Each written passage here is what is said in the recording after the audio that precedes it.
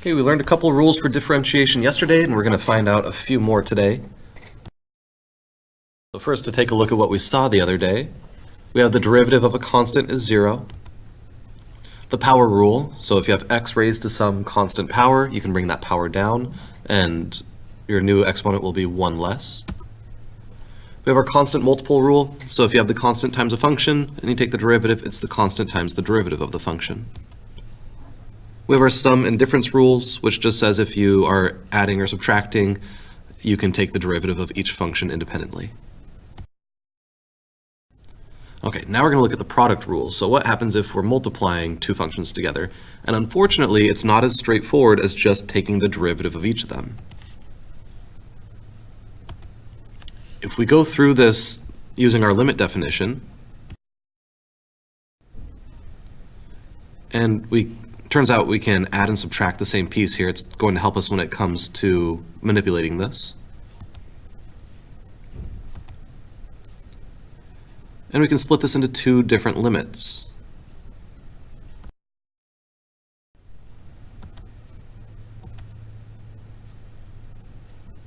So we can factor out g of x plus h from the first. We can factor out f of x from the second.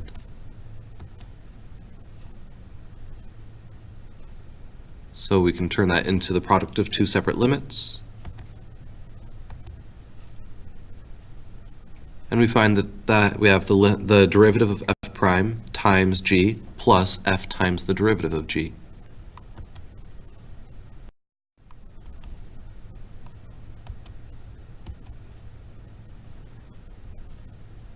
So our product rule, the derivative of f times g, is the derivative of f times g plus f times the derivative of g, not just f prime times g prime.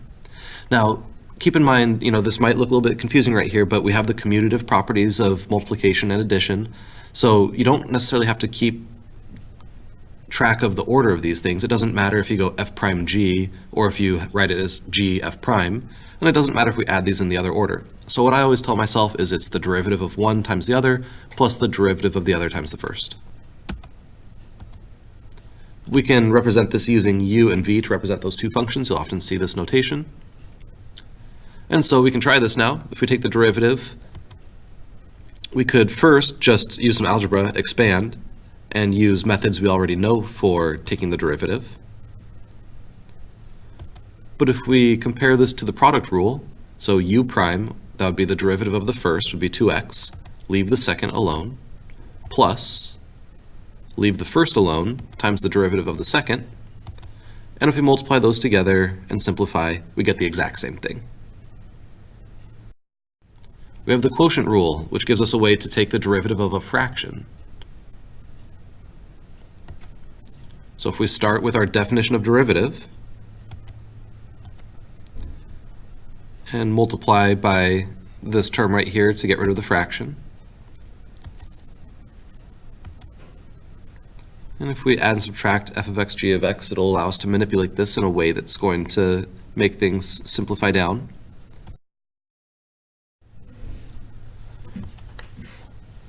Okay, so we can take out from the denominator the 1 over g of x plus h times g of x, and we know that we can write a limit as the product of two separate limits.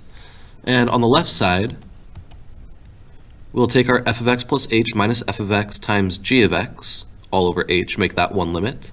And notice that we switch the order of the g of x minus g of x plus h to make it g of x plus h minus g of x, which gives us this negative in between the two limits.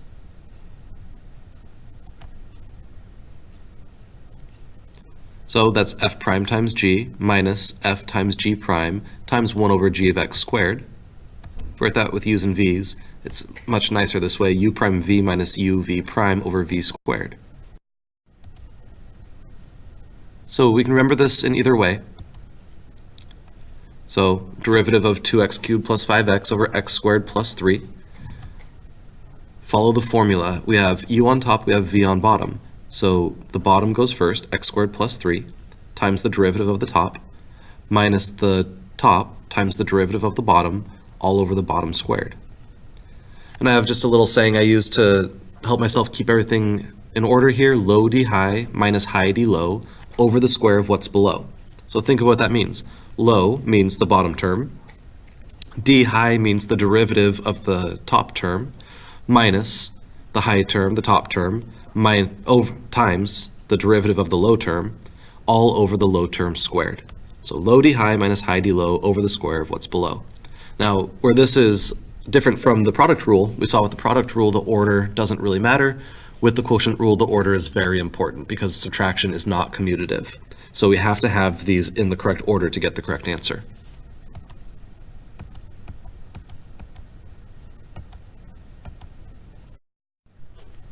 Okay, we have higher order derivatives, which means taking the derivative of a derivative. So y prime or dy dx is the first derivative of y with respect to x. Y double prime, or the derivative of y prime with respect to x, or the derivative with respect to x of dy dx. And the two common notations here are the one furthest to the left, y double prime, or on the right, d2y over dx2. Notice the location of the 2 there is different from top and bottom. On top, it's between the d and the y. On bottom, it's after the x. We call that the second derivative, or y double prime. Here's our third derivative, or y triple prime. Once you get past the third derivative, we just use a number in parentheses to denote the derivative. So we have to use the parentheses there so it doesn't get confused with an exponent. And it turns out these higher order derivatives really have some physical meanings, especially when we get to physics. So we'll see later on how we can interpret the meanings of those.